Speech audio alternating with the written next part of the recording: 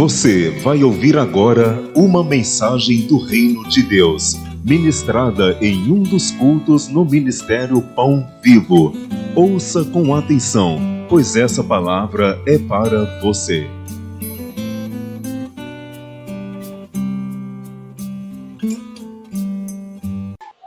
A paz do Senhor esteja com todos, amém? Quem está feliz com Jesus nessa noite, diga glória a Deus. Você está feliz mesmo? Então, você vai cumprimentar pelo menos 3 pessoas aí que está perto de você. Estende a mão aí e vai dando a paz do Senhor para essa pessoa. Vai dizendo para ela que bom que ela está aqui. A nossa alegria é tão contagiante que a gente quer ver as outras pessoas felizes também. Amém? Eu também estou muito feliz de estar na casa de Deus, podendo ministrar a palavra do Senhor aqui nessa noite. E amados, eu estou muito feliz porque eu sei que Deus ele tem uma mensagem muito abençoada para todos nós. Amém? Então pegue a palavra de Deus e abra comigo em Atos dos Apóstolos, no capítulo de número 16.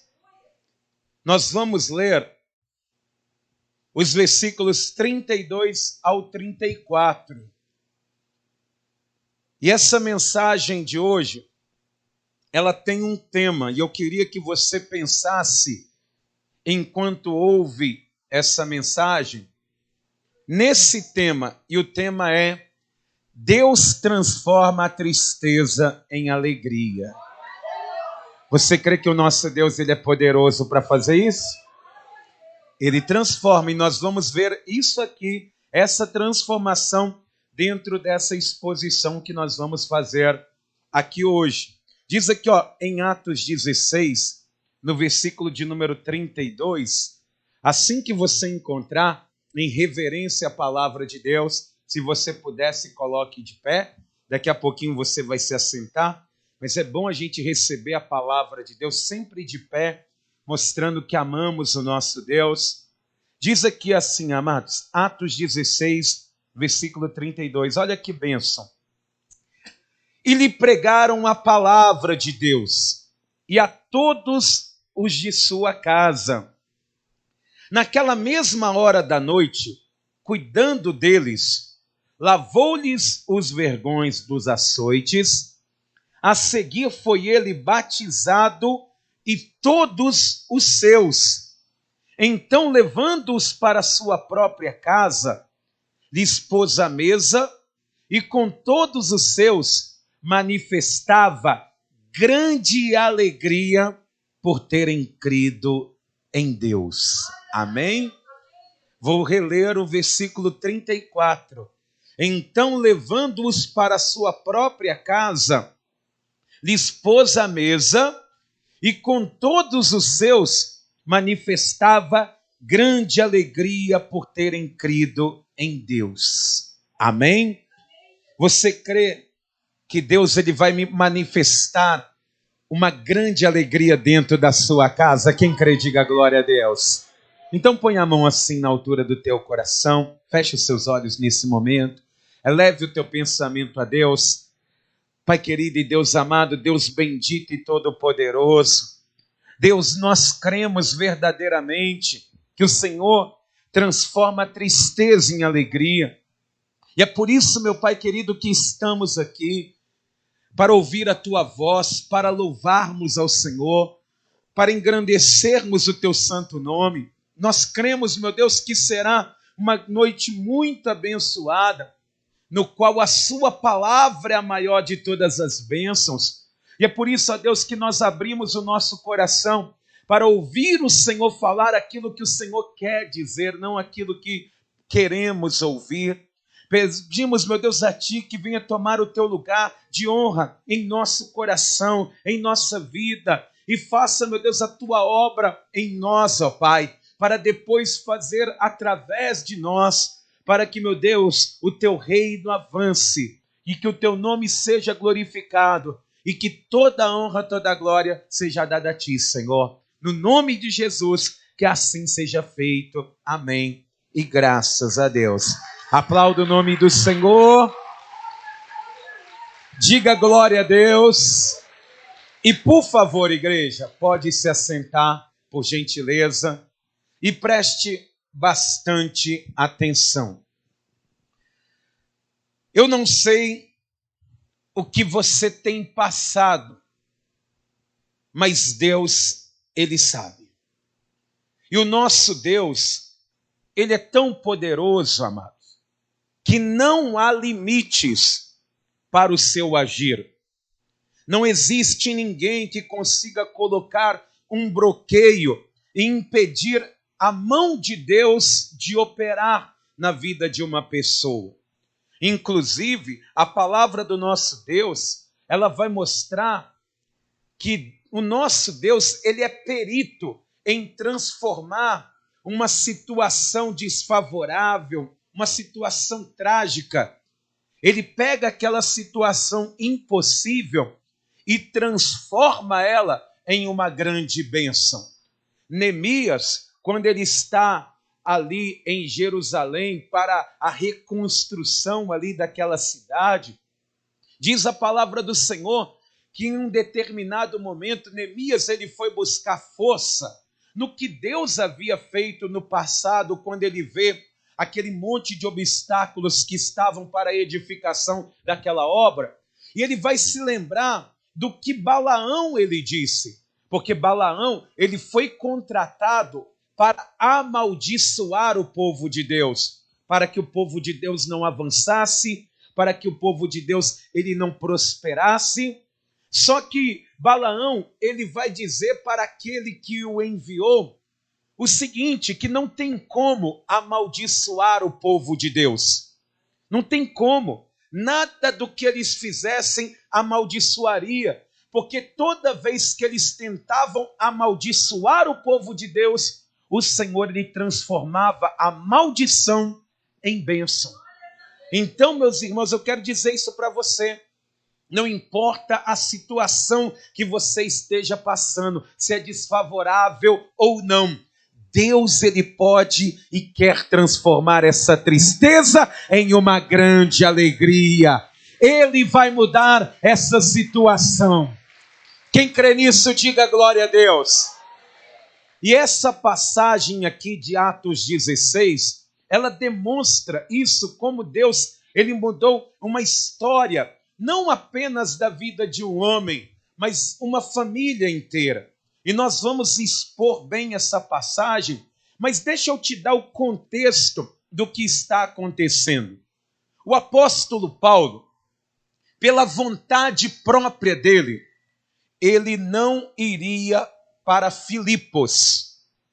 A vontade de Paulo, os planos de Paulo, o desejo de Paulo era fazer a obra de Deus, mas na cidade da Bitínia.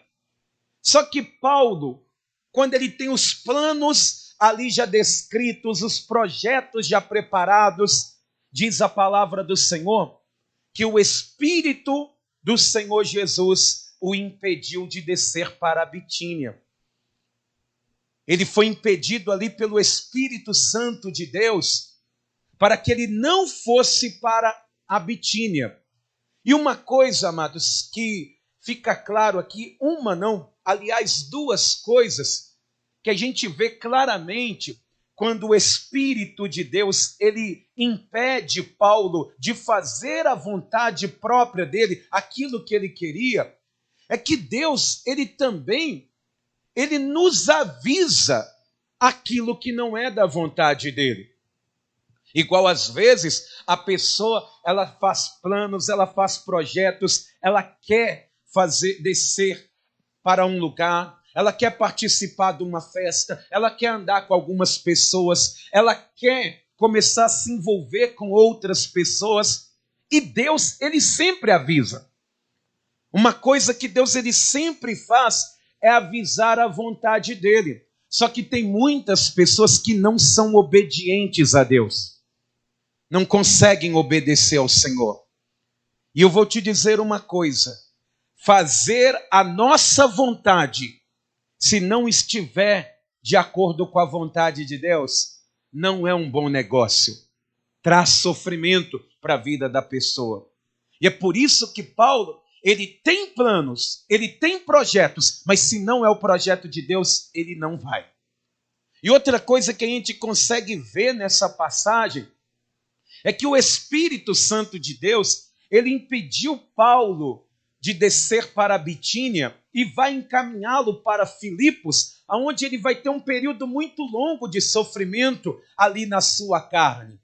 Paulo ele vai padecer muito ali em Filipos para que a obra de Deus ela fosse concretizada, para que a vontade de Deus ela estivesse sendo feita. E isso coloca por terra, amados, às vezes a nossa mania de pensar que todo sofrimento é uma ação maligna. Às vezes nós estamos sofrendo, passando por situações difíceis que nós não entendemos, mas você pode ter certeza que Deus ele está no controle de todas as coisas. Você que está aqui sofrendo, Deus está no controle, viu? Diga para quem está do teu lado aí, Deus está no controle. Ele não perdeu o controle.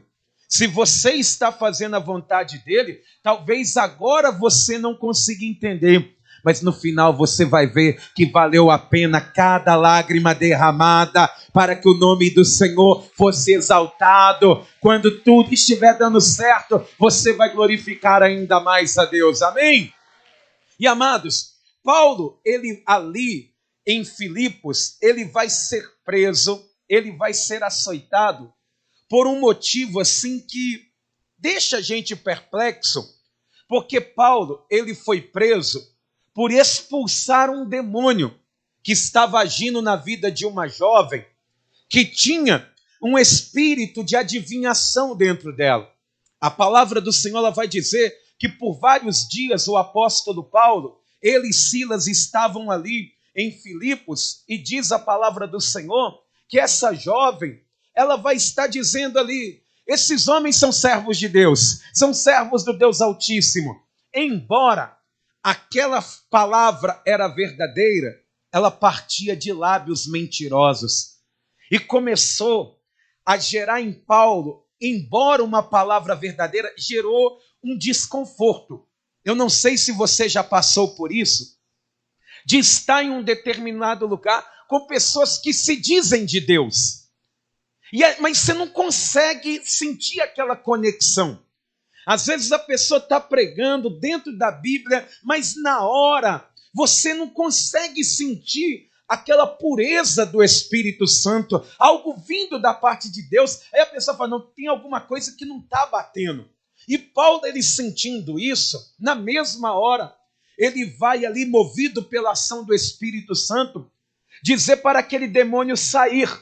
E como a palavra do Senhor diz que os demônios sabiam quem era Paulo e a Jesus a quem ele pregava, quando Paulo ele mandou aquele espírito sair, na mesma hora ele desapareceu e aquela jovem ficou livre. Só que diz aqui no versículo 19, em Atos 16, no versículo 19, que isso foi o motivo da sua prisão. Diz aqui, ó, vendo os seus senhores que se lhes desfizera a esperança do lucro, agarrando em Paulo e Silas, os arrastaram para a praça, à presença das autoridades, e levando-os aos pretores, disseram, estes homens, sendo judeus, perturbam a nossa cidade.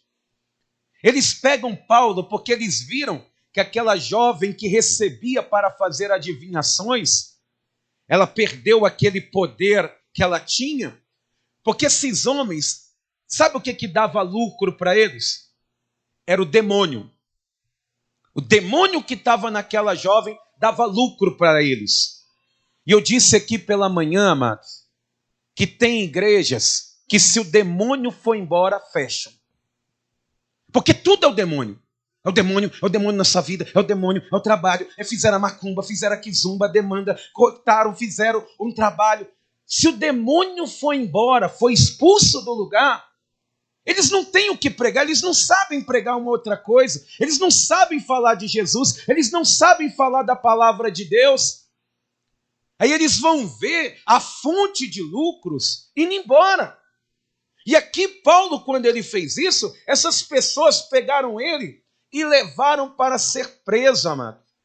E foi uma prisão tão terrível, porque vai dizer aqui no versículo de número 23 e 24, diz assim, ó: e depois de lhes darem muitos açoites, os lançaram no cárcere, ordenando ao carcereiro que os guardasse com toda a segurança. Este, recebendo tal ordem, levou-os para o cárcere interior e lhes prendeu os pés no tronco. Primeiro eles levaram aquela surra, vários açoites nas costas, a ponto das costas de Paulo e Silas ficarem abertas em carne viva, com muito sangramento, e eles pegam eles acorrentados pelas mãos e vão chegar na porta de uma cadeia de segurança máxima e virar para o carcereiro e dizer assim, prendam esses homens no lugar mais seguro. Daí eu imagino o carcereiro pegando eles pela corrente, veio andando por um corredor, voltou por outro, e aí ele começou a descer aquela escada que vai para o porão do cárcere. Você já viu aqueles filmes que tem aquelas prisões medievais? Quem já viu, levanta a mão. Aquelas paredes escuras, úmidas, e ele está descendo a escada. E até aqueles barulhos das goteiras estavam ali, ó.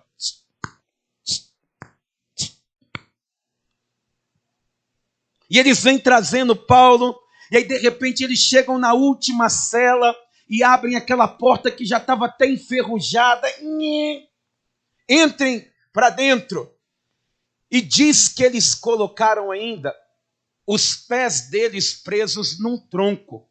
E eu tenho uma ilustração aqui, para você ter mais ou menos uma ideia do que é isso.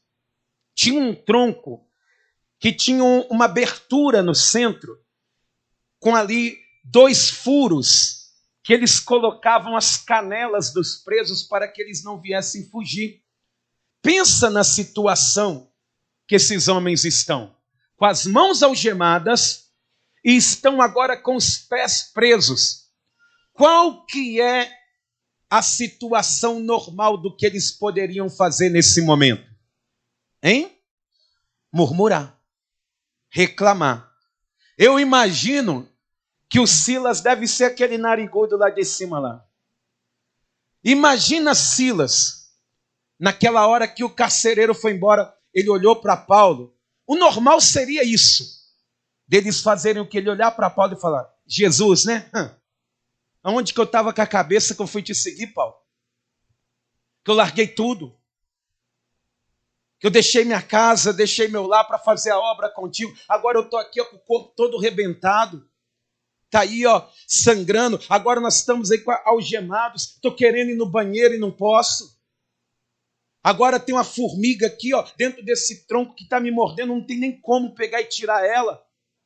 E Paulo, não, Silas, não. Que não o quê, Paulo? O que você foi se meter na vida daquela jovem? Deixa ela se lascar para lá. O que você tem que fazer? Cuida da sua vida, Paulo. Você não tem que pregar para ninguém mais, não. Cuida de você.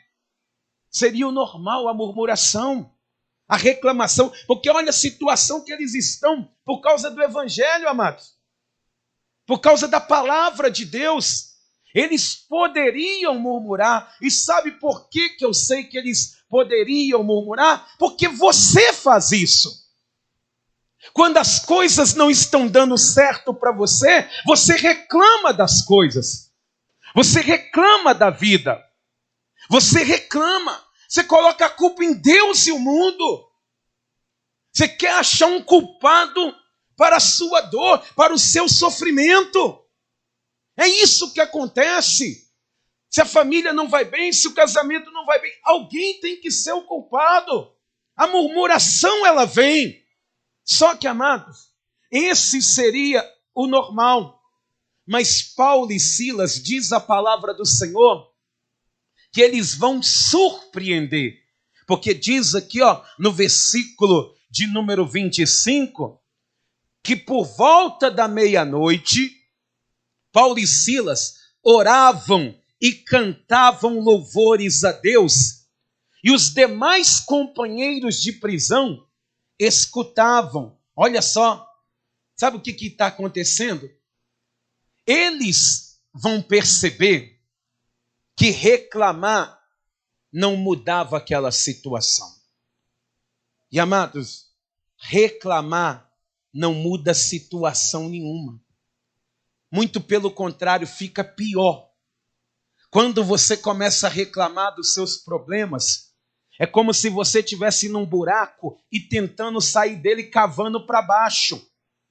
A coisa fica pior, fica mais difícil.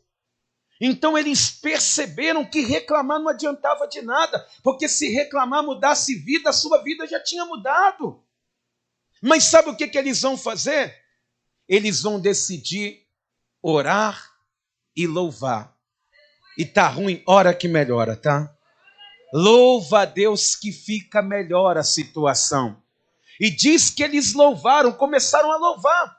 Reclamar não ia adiantar, não ia quebrar a corrente, não ia tirar a pedra do tronco. Mas eles sabiam que existe um Deus todo-poderoso, que ali aquela situação eles não poderiam mudar, mas o Deus que eles serviam, eles mudariam qualquer situação. Ele faria o impossível acontecer.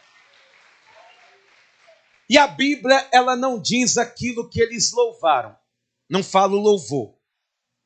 Não diz aqui o louvor que eles estavam louvando. Se fosse eu louvaria um louvor que eu gosto muito, que é Te Louvarei. Eu ia cantar ali, Te louvarei,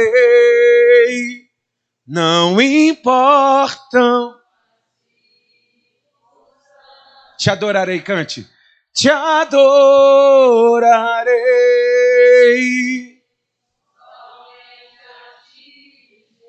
Eu louvaria esse louvor. Você eu não sei. Eu não sei qual que eles louvaram. Mas eles, louvando, diz que eles começaram a orar. Só que a oração de Paulo e Silas não foi uma oração pessoal, que era o mais comum de se fazer. Quando uma pessoa está em aperto, ela começa a falar com Deus, Senhor, eu estou aqui, eu vim aqui, eu estou te buscando, muda a minha situação, entra na minha causa, muda, abra a porta para mim. Só que Paulo e Silas, eles estão orando por todos que estão ali. Paulo e Silas, eles estão louvando, estão orando, dizendo, Senhor, a situação é difícil para nós, mas nós temos o Senhor. Mas tem pessoas aqui dentro desse cárcere que elas estão presas há tanto tempo, prenderam ela aí e parece que jogaram a chave fora. Meu Deus, elas não sabem se vão viver ou se vão morrer, porque não tem esperança. Meu Deus, vai ao encontro delas agora, vem trazendo paz, vem trazendo tranquilidade. Nós conhecemos a Ti, por isso que Te louvamos, mas vai ao encontro daquele que não consegue Te louvar, aquele que não tem esperança, que não tem fé mais. E quando eles estão orando e louvando, todos os outros presos, eu imagino alguns ali na porta da cela assim orando e pensando, quem é esses que estão orando por pessoas que eles nem conhecem? Pastor, mas como que o Senhor sabe que a oração deles foi por outras pessoas também? É porque aqui, amados, diz a palavra do Senhor, no versículo de número 26, que de repente sobreveio tamanho terremoto que sacudiu os alicerces da prisão, abriram-se todas as portas e soltaram-se as cadeias de todos. Não soltou só as cadeias de Paulo e Silas, e não abriu só a porta do cárcere deles, porque diz a palavra, quando a igreja estava fazendo contínua oração, lá em Atos 12, pela vida de Pedro, eles oravam, Senhor, solta Pedro, livra Pedro. O anjo foi na cadeia, tirou as cadeias da mão de Pedro, abriu as portas para Pedro e só Pedro saiu. Porque a oração era para ele. Mas aqui, como a oração ela foi contínua, as portas de todos se abriram. As cadeias de todos elas se abriram. Imagina a alegria que aquele povo está agora. Os pés que estavam no tronco agora, eles podem se movimentar. Eles podiam agora fazer coisas simples, amados. quer levantar as mãos para o céu e glorificar a Deus, porque só quem é livre pode dizer isso, pode agradecer a Deus pela liberdade que tem. Louvado seja Deus! Olha que maravilha, Deus ele mudou aquela história. A oração de um justo, ela pode muito em seus efeitos, amado. E eu quero dizer isso para você. Hoje a oração que vai ser feita aqui neste lugar, meus irmãos, ela vai ser uma bênção na tua vida, mas ela vai alcançar muita gente, ela vai alcançar o teu local de trabalho, ela vai alcançar a tua casa, o teu lar, a tua família, e aonde quer que você estender a tua oração, a mão do Senhor alcançará. Amém? Olha que bênção, todo mundo livre, todas as portas se abriram, mas aí começou o pesadelo na vida do carcereiro, porque ele que estava ali cochilando e acordou com o terremoto, diz aqui no versículo de número 27, o carcereiro despertou do sono e vendo abertas as portas do cárcere, puxando da espada, ia suicidar-se, supondo que os presos tivessem fugido. Olha só, o carcereiro, quando eu imagino que ele tinha ali uma lanterna, mas com o terremoto ele vai acordar, a lanterna cai, ele não enxerga nada na frente dele, mas ele vai andando e as portas todas estão abertas. E quando ele percebeu que não tinha ninguém dentro das outras celas, ele que tem uma espada afiada, porque o carcereiro ele tinha que estar preparado para a rebelião. Se viesse alguém, ele tinha que defender a própria vida.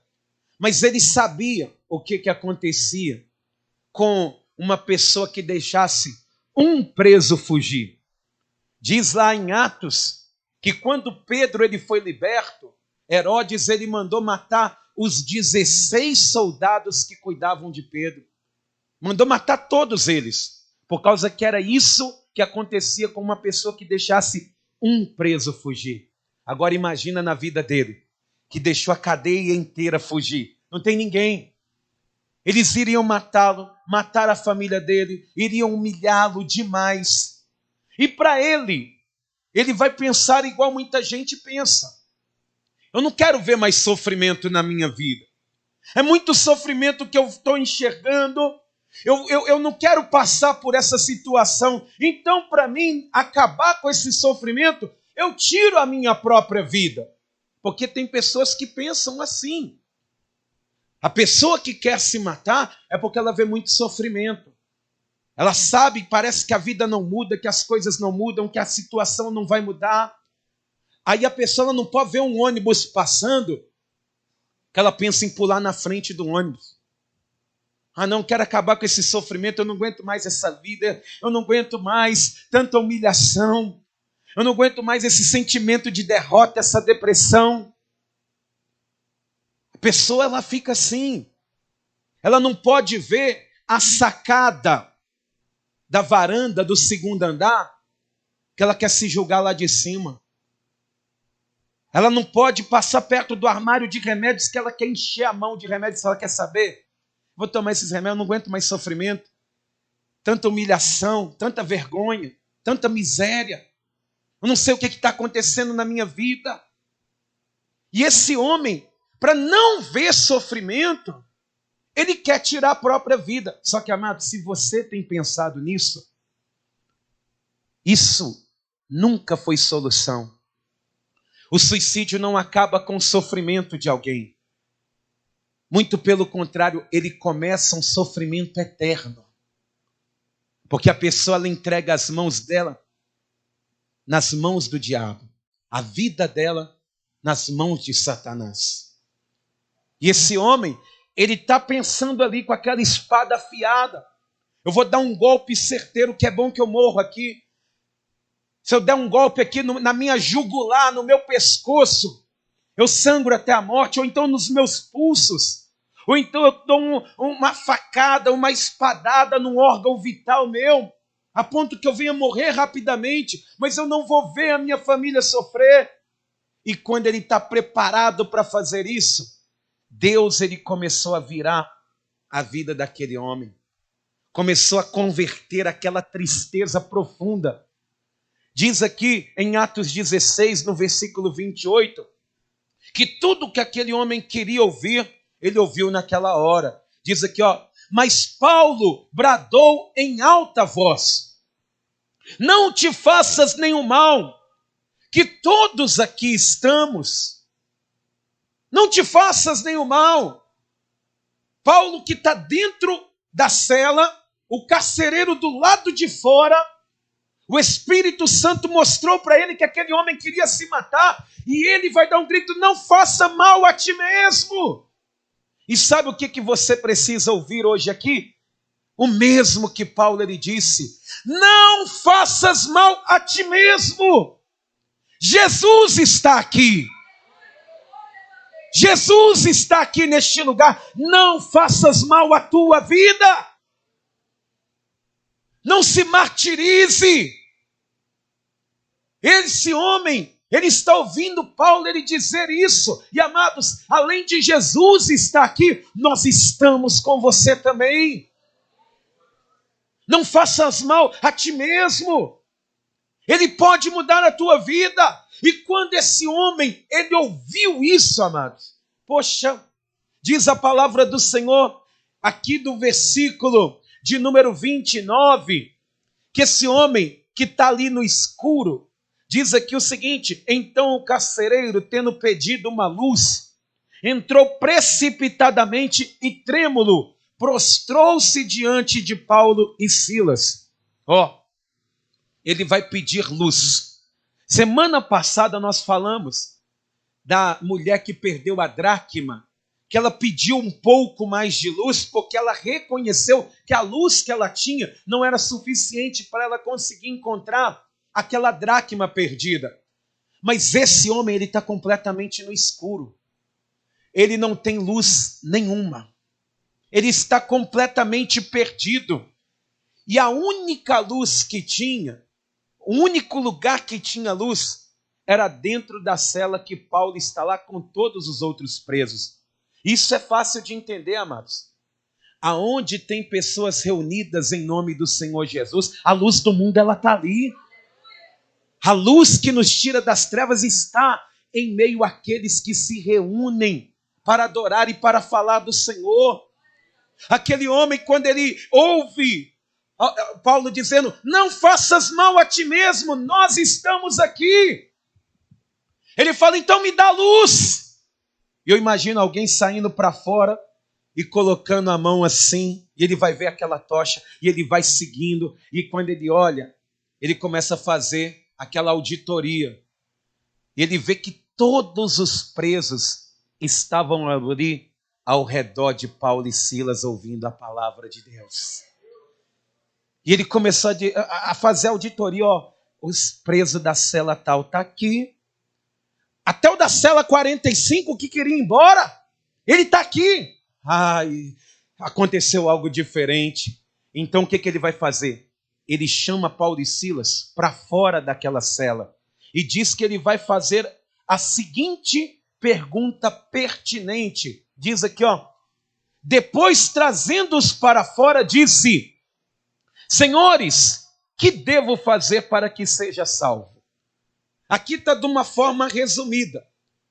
Mas esse carcereiro, ele vai entender que o que aconteceu ali foi algo sobrenatural.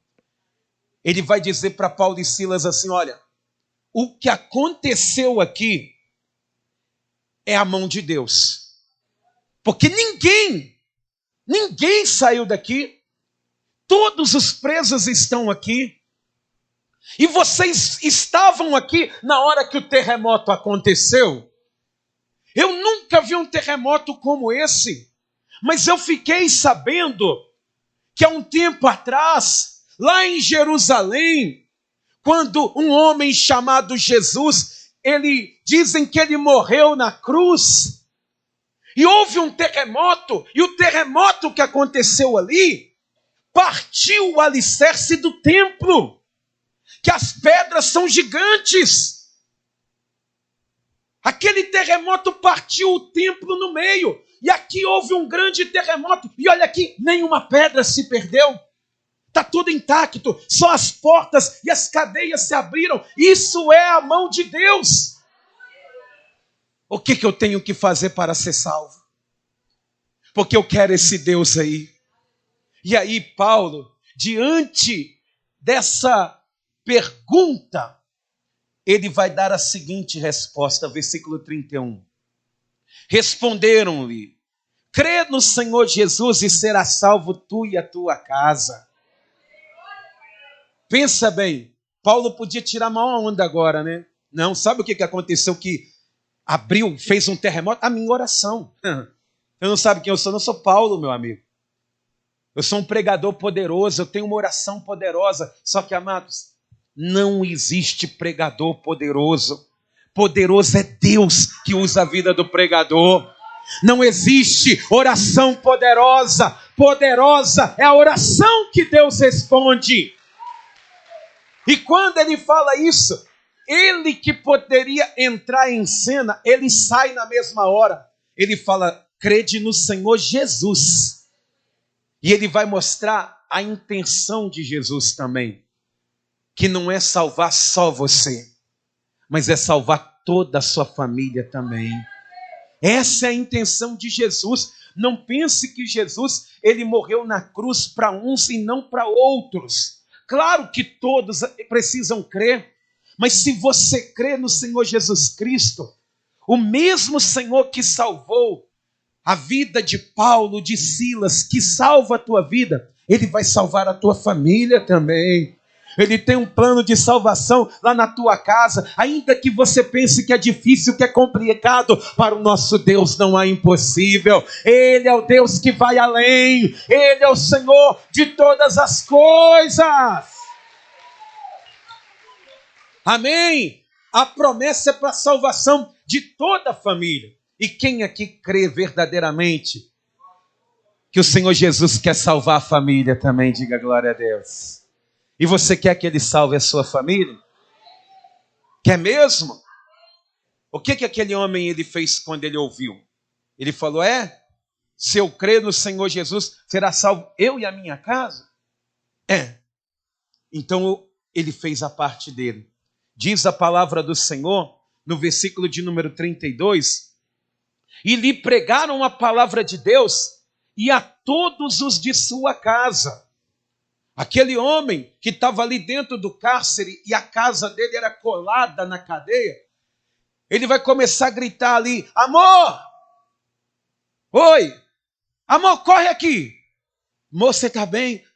Estou bem, melhor agora. Oh, que maravilha! Mas por que? Você viu o terremoto que aconteceu?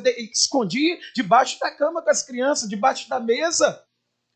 Amor, vem cá para você conhecer alguém aqui. Não, mas não, vem cá agora, vem cá para você ouvir aquilo que eu ouvi. Por causa que eles veem que para crer a pessoa precisa ouvir a palavra de Deus. Não tem como dizer que crê. Todo mundo crê em Deus. Eu creio em Deus. Pergunta para qualquer pessoa: não, eu creio em Deus. Mas a pessoa não quer ouvir a palavra de Deus. E aí Paulo ele vai pregar para aquelas pessoas. E a pregação de Paulo é uma só, mas é anunciar Jesus.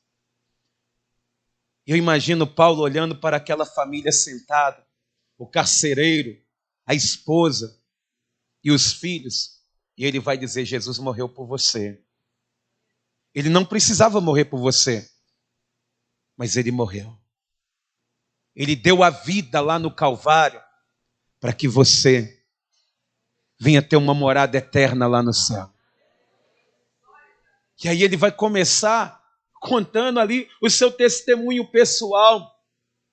Ele vai começar a dizer para aquelas pessoas: vocês acreditam que eu pensava que agradava a Deus? Que eu tinha um coração muito amargo. Eu não gostava de crente. Eu persegui os cristãos. Eu já mandei prender cristãos. Eu já matei cristãos. Qualquer que falasse desse nome se tornava o meu inimigo. E na minha cabeça eu pensava que eu estava agradando a Deus. Que eu, na minha ignorância, eu estava agradando ao Senhor. Até que um dia Jesus, ele me encontrou. E quando ele me encontrou, da mesma maneira que eu caí no chão, a minha soberba caiu também. Na mesma maneira que eu caí prostrado no chão, a minha ignorância caiu também. Da mesma forma que eu caí, a minha prepotência caiu. E eu fiquei completamente cego durante 3 dias. Até que no 3º dia que eu estava ali, sem entender aquilo, pensando que tinha sido aquilo, sem comer e sem beber nada, e de repente chegou um homem chamado Ananias, um homem que eu nunca vi, e ele me chamou de irmão. Ele falou: irmão Saulo, eu estou aqui porque o Senhor Jesus, ele mandou impor as minhas mãos sobre a tua vida para que você volte a enxergar. Só que quando eu caí naquele dia, eu caí me esvaziando. Mas quando eu me levantei naquele dia, eu me levantei preenchido pela presença do Senhor, pela presença de Jesus. Ele habitou dentro de mim. E é por causa disso que eu dou a minha vida pelo Evangelho. E eles creram nessa palavra. E eles creram tanto que quando uma pessoa, quando ela crê e entrega a vida para Jesus, ela fica uma pessoa mais bondosa. Diz aqui que esse homem, o carcereiro, depois que a família creram, aplaudiram igual você aplaudiu, diz aqui, naquela mesma hora da noite, cuidando deles, lavou-lhe os vergões dos açoites. Eles começaram a olhar para Paulo e Silas e ver, porque eles apanharam de tarde. E até aquela hora da noite, eles estavam ali com sangue, secando, o sangue que escorreu ali, marcando a sua pele. E aí o carcereiro falou: olha, deixa eu lavar pelo menos esses curativos aí. Vamos aqui, vem aqui nessa sala, porque nessa sala aqui tem aqui um tanque, e aqui eu posso lavar as feridas. E aí eu imagino ele pegando um paninho ali, e a intenção dele era limpar. Só que aí Paulo, ele falou: olha, já que vocês entregaram a vida para Jesus, vocês creram no poder de Deus, creram, vocês vão precisar se batizar também. Porque não adianta só crer, não. Tem que se batizar. Tem que nascer da água e do Espírito. Jesus, ele disse que quem crer e for batizado será salvo. Quem não for assim será condenado. Então você precisa disso. E aí aquele carcereiro, ele vai tomar uma atitude semelhante à que o eunuco tomou com Filipe. Ele está ali perto de um tanque, tem água ali. E ele fala: não, mas a água aqui, eu quero me batizar. E não somente eu, a minha família também quer. Você não quer, meu filho? Porque, amados, aquele carcereiro, ele estava incentivando a família a viver na presença de Deus. Porque eu imagino ele dizendo assim: olha, sabe quem está nos mantendo vivo hoje? É Jesus. Porque se não fosse ele, nós seríamos mortos, o nosso lar seria destruído, a nossa família seria destruída. Não existe outro caminho, família, o caminho é Jesus. E aí diz a palavra do Senhor, que depois que ele lavou-lhe os vergões dos açoites, a seguir foi ele batizado e todos os seus. Oh, glória! Vamos aplaudir o nome do Senhor. Que bênção, que bênção. Louvado seja o nome do Senhor.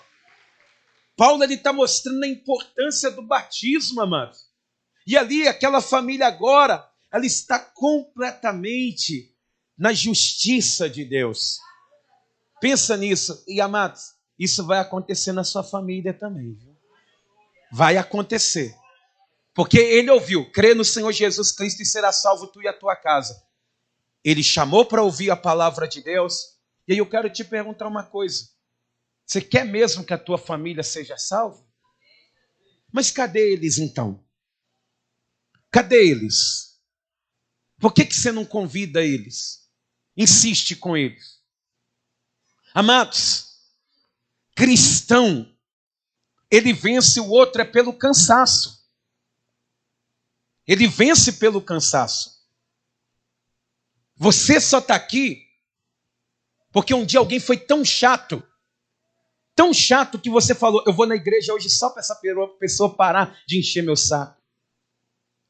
E aí olha onde é que você está, mais chato que aquele que te convidou, hein? Você não para de falar, vamos. Mas é assim, amados. Se nós formos cristãos complacentes, se nós formos, com todo respeito, nós somos cristãos inúteis. Não estamos fazendo nem uma obra do reino de Deus. É você insistir mesmo. É falar, vamos para a casa do Senhor, não tem outro caminho. Jesus é o caminho. Jesus que tira a tristeza e converte ela em alegria.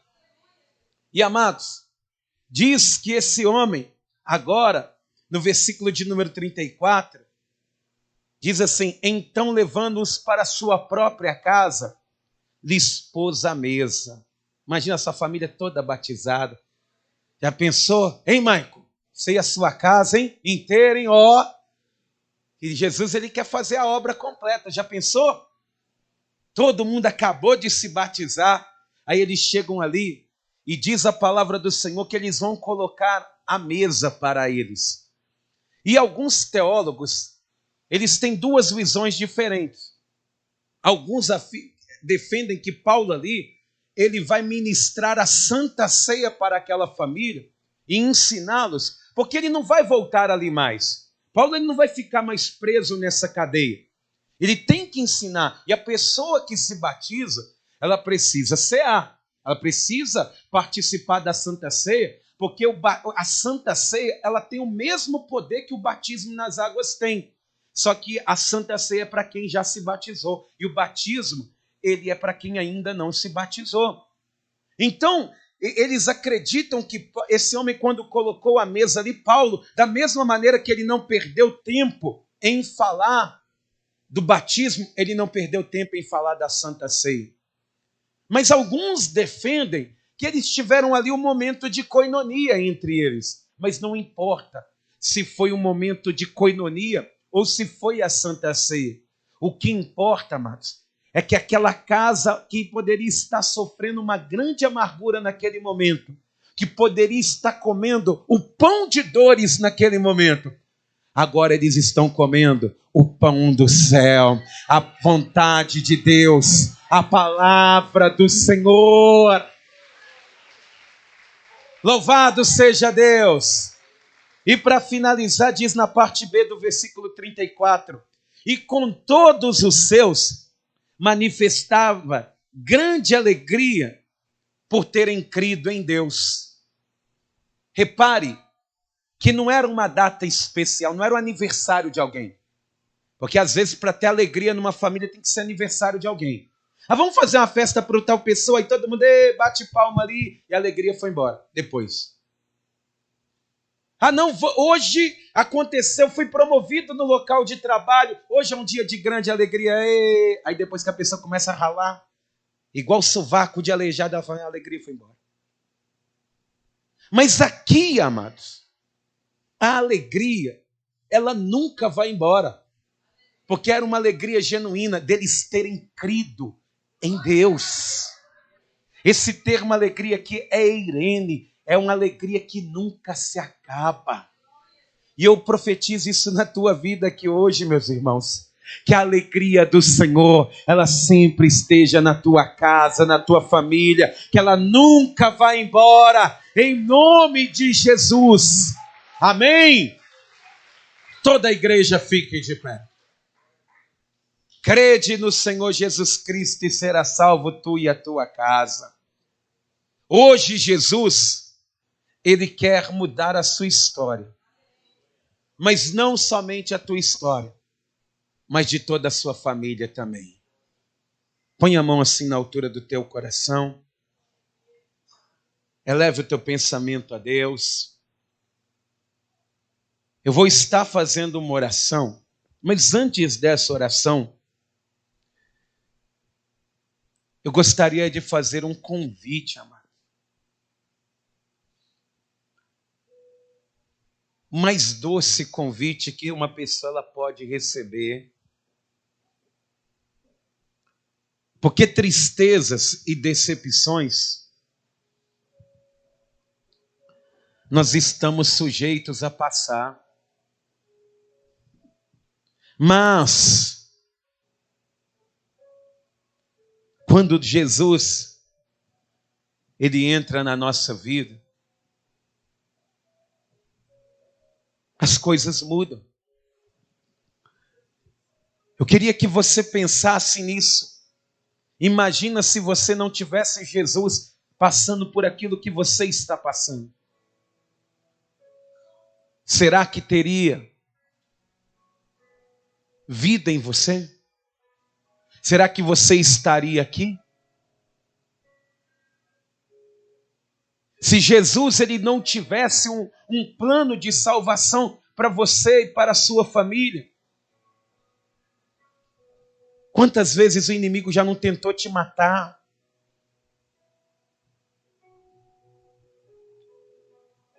E Jesus, geralmente, ele nos vê nos piores momentos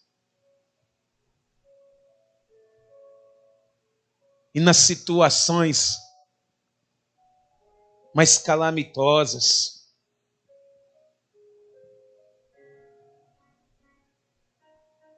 E ele não se envergonha de você. Eu hoje pela manhã, eu fazendo um devocional, eu falava que quando Deus ele abre as portas em nossa vida, ele vai saber quem realmente somos. Ele vai descobrir se ele continua sendo o primeiro em nossa vida ou se ele nem mais espaço tem.